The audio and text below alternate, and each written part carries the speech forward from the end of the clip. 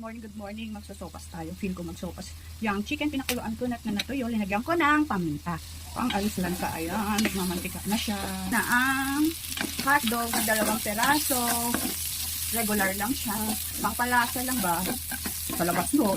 Ano, walang sawag. Repolo, ilang peraso lang. Carrots, hindi makita. Basta gusto ko yan. Lalagay ko na rin ang bawang at sibuyas. Ayan, nagigisa na siya na. Nagigisa na siya sa sarili niyang mantika. Ayan, chicken neck pala yan, chicken neck.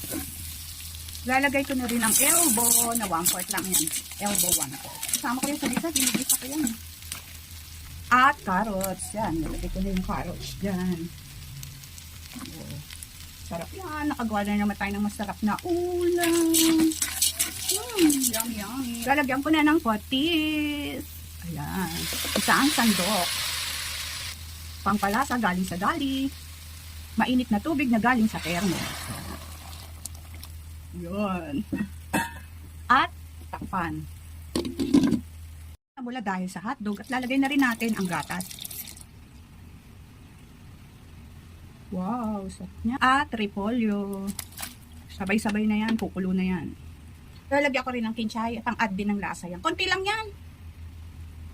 Luto na ang sopas, nagkulay, puti na siya, hindi na kanina, may puti, ay may pula.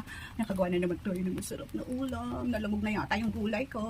Thank you for watching. Yummy, yummy, yummy. Sopas tayo. Gusto ko kasi sopas eh. Tagal kong hindi nakakain ng sopas.